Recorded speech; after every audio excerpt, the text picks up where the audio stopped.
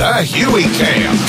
Featuring the best of Lamont and Tonelli on 107.7 The Bone. The inimitable Christopher Titus and Tommy T's. Again, if your relationship is working out, great. But this new show will actually fix your relationship or destroy it. So if you're willing to roll the dice, come on down. Hey, now you know what? Since the last time you were here, right, it was the writer's strike, and you were on a little vacation from that TV show Hot Shots. Big shots. Okay, Hot Shots, Big Shots. Doesn't matter. It's canceled now. Anyway, it doesn't matter. Hot Shots. And that's why I'm bringing this up.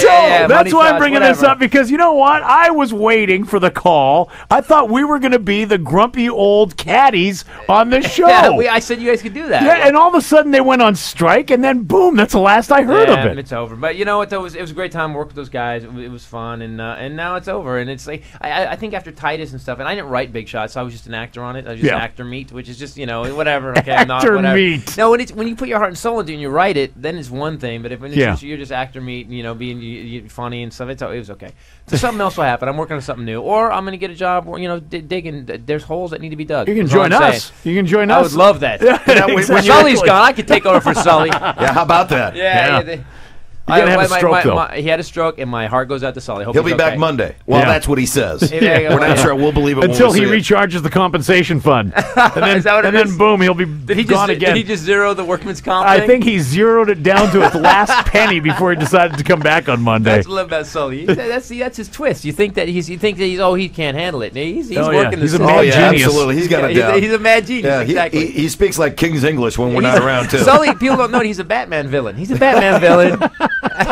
Hey, speaking of Batman villains, the last time you were here, I mean, you were telling a few jokes about your ex-wife. Right. Good shtick, and all of a sudden, we get a phone call at the radio station that they want to subpoena tapes. They want their fair share on the air. Really? I mean, it just turned ugly. Did they happen after I left too? They wanted to subpoena after you tapes? left. Oh, my boss was answering his phone for 2 weeks afterwards. See how crazy crap hit the fan. It's gotten insane. Has anything kind of calmed down around you now? No, it's still going, but the judge's turn. It's still going. 2 years. 2 years. I'm trying to think, what did I do? For me, it's like, God, there is no God. 15 years of marriage, and I worked hard, and I made a career, and now it's all gone. There is no God. And God said unto him, yes, son. But I had this happen so you could meet your 5'11" ex-Diesel jeans model who's got 2 college degrees and already paid for her own boob job. Oh, and I said, Lord, how shall I serve you? So things are good for you still. Yeah, it's life is good. Rachel's my girlfriend's just great, and it's just fighting it. You know what I found out is that because when you get divorced, you're like, oh God, what happened to me? What happened to me? And then if you spin it and you fight back, all of a sudden things change, and things have gotten better, but it's still a fight, man. It's still a fight. I don't understand. Here's the thing: if you've never contemplated suicide, then you've never been in love. And if you've never contemplated taking if you've never contemplated taking out a mall full of people with a Uzi, you've never been divorced.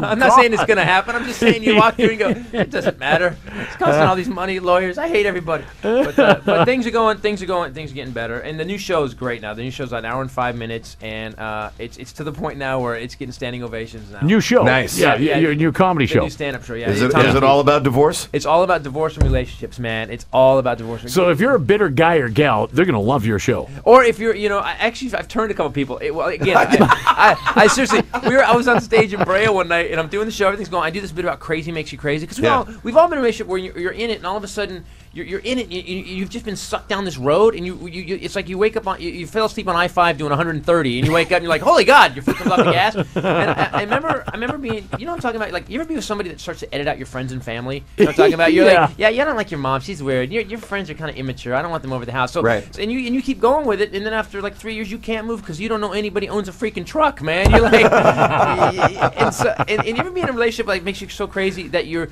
like, whatever they did to you by any measure of the Geneva Convention, they should go to Gitmo. It's a war crime what they did. But by the end of the argument, you're apologizing for it. And if you told your friends, like, that's what friends are for, by the way. If you're in a relationship and things are crazy, you're supposed to talk to your friends because you don't know if you're crazy. You're like, wow, she said some crazy stuff. I don't know if I'm crazy. And then they find out you talk to your friends, and all of a sudden you've sold nuclear secrets to North Korea, man. I mean, and they get really big. Well, you told your friends our business, yes? But you don't care about the relationship? You told about it's no business of theirs. What business of theirs to hear our business? And you're just like, well, I know, but you know. But I didn't know if it was me. I know. No, they're like, well, they're driving me home from the emergency room, you know, because I had to get those stitches where you stabbed me. Oh, man, it's obvious about you. I got stabbed.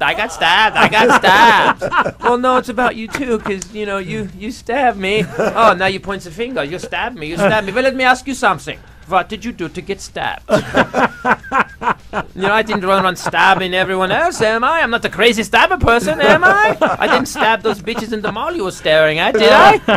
So you better ask yourself this question. What did I do to get stabbed? Okay, well, I was running away from you because you had a knife and you were trying to stab me. And the door was locked. And when I turned, you stabbed me. And who left their keys on the table so they could not unlock the door? And then you're like, I'm sorry that I made you stab me. And you're like, and you're crazy. And you're just crazy at the end of it. And so that's where I'm at now. I kind of got to this place. So the new show, so I'm doing that bit one night in Brea, and this couple was right here, and they're laughing their butts off. And I get to this bit about crazy makes you crazy, and the dude does the slowest, like, Jack Benny head turn to the girl. And she wouldn't look at him. She was like looking straight ahead, and she got up and left. Wow! And he followed her out. So and I was like, you know, good. I said, you're welcome, sir. If she's that crazy, you're welcome. So if you want to fix your relationship, come on down. If you want to destroy it, come on down. Christopher Titus, who is playing at Tommy T, stick around, okay? Lamont and Tonelli, weekday mornings 5 to 10 on 107.7 The Bone.